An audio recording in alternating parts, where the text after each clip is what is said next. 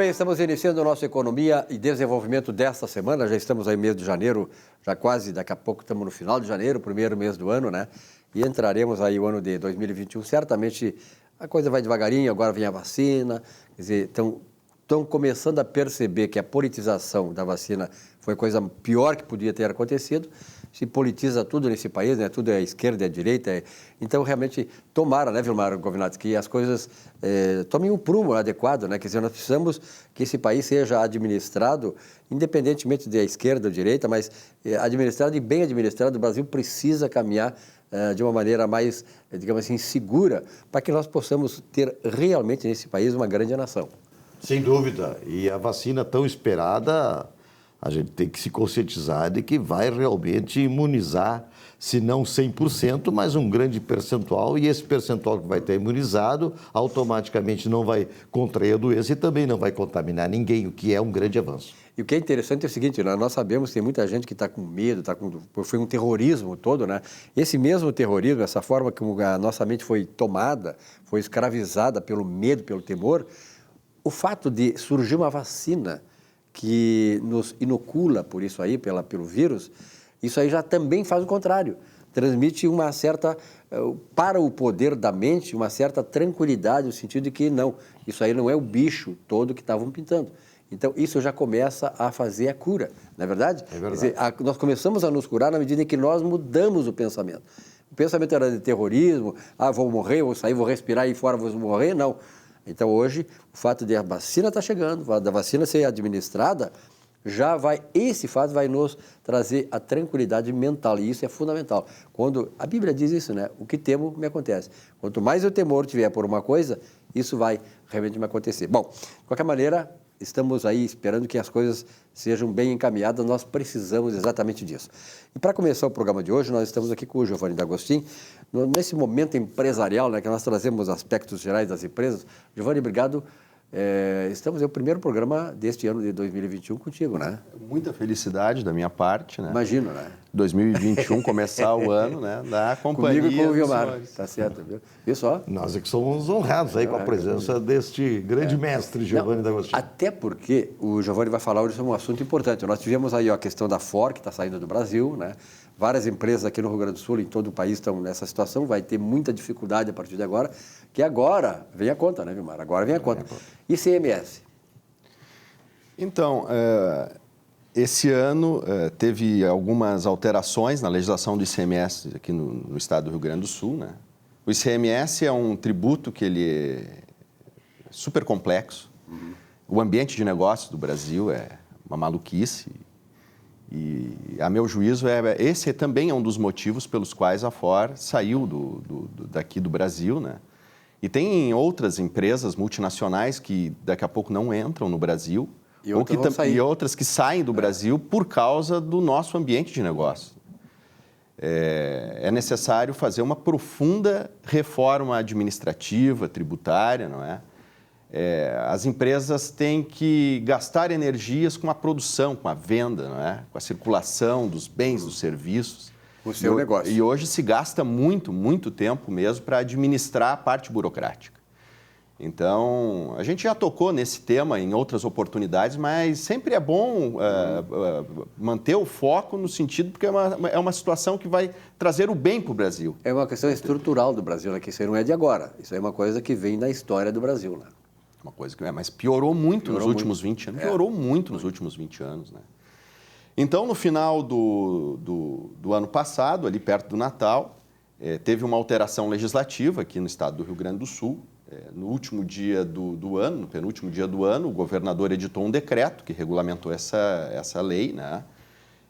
Para estabelecer alguns novos critérios acerca do cálculo do ICMS aqui no estado do Rio Grande do Sul. A alíquota do ICMS, que estava prevista para ser 17% a partir do início desse ano, aumentou em meio ponto percentual. Então, ela aumentou de 17% para 17,5%, né? A meu juízo, é uma falácia dizer que diminuiu de 18% para 17,5%, porque já estava prevista há mais de ano que, a partir de 1º de janeiro desse ano, a alíquota reduziria, não é? Voltaria ao patamar, que é o nosso patamar histórico, não é? de 17%, inclusive foi uma promessa de campanha do governador Eduardo Leite, que na gestão dele voltaríamos a ter o patamar comum da alíquota, 17%, e na verdade essa foi uma promessa que não foi cumprida, não é? Então, por mais tempo, o povo gaúcho vai pagar ICMS com uma alíquota maior do que deveria, né? Então, para os empresários, né, a partir de 2020, a alíquota vai para 17,5%, como eu havia antes comentado. A partir de 2021. Do 2021, isso. E uma questão que é importante a gente refletir é a seguinte. A Constituição Federal, houve uma emenda na Constituição Federal que estabeleceu que toda a legislação cujo escopo é aumentar tributo, ela tem que ser editada com, no mínimo, 3 meses de antecedência, não é?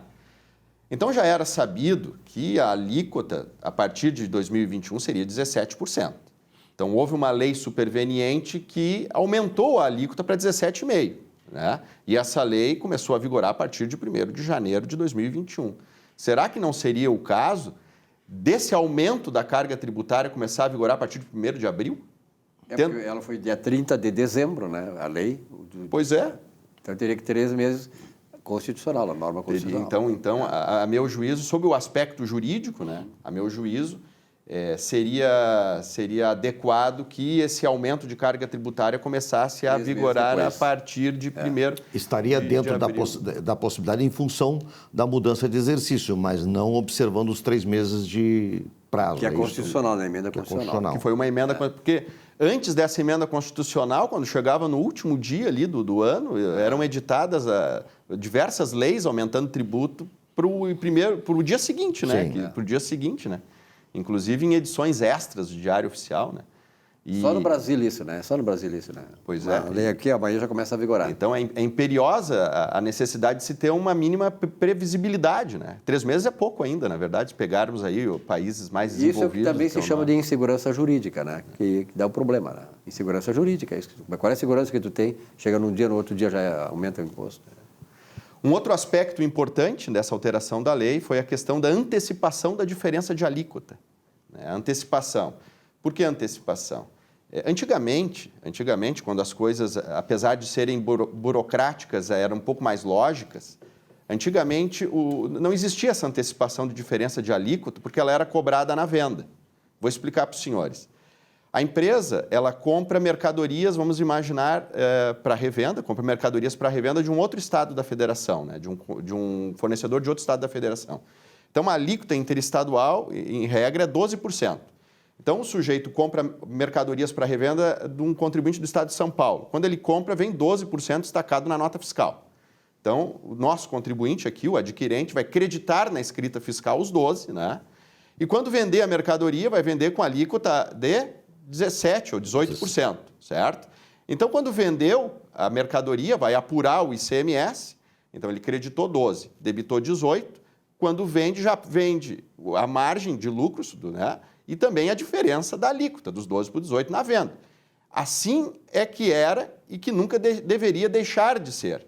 Só que aí o governo inventou o seguinte, o sujeito, quando compra a mercadoria de fora do estado, ele antecipa o pagamento da diferença de alíquota. Mesmo sem ter vendido a mercadoria ainda. Mesmo sem ter vendido. Então, isso é uma forma de pegar dinheiro do contribuinte sem pagar juros, antecipar a arrecadação, não é? Então, o sujeito paga a diferença de alíquota quando entra no estado e depois de pagar a diferença de alíquota, ele pode creditar na escrita fiscal, certo? Então, houve uma mudança de legislação no sentido de que houve uma dispensa do recolhimento dessa antecipação, desse pagamento antecipado, para quando a alíquota da diferença de alíquota for 6% ou mais. Vale dizer que se comprar a mercadoria com alíquota de 12% e essa mercadoria for vendida, a alíquota interna dela for 17%, 17,5%, vai dar 5,5%, então não precisa antecipar a diferença de alíquota. Todavia, se comprar mercadoria importada e aí a alíquota interestadual é 4%, comprou a mercadoria importada, veio na nota com 4%, para vender depois a 17,5%, ainda continua o pagamento da antecipação da diferença de alíquota, né? Esse é o problema. Então, são esses dois tópicos que eu queria trazer para os senhores telespectadores no dia de hoje. Perfeito. Neste chamado momento empresarial, que é uma coisa importante, né? Engloba todas as questões que dizem respeito, né, à empresa, ao sucesso ou não sucesso da empresa.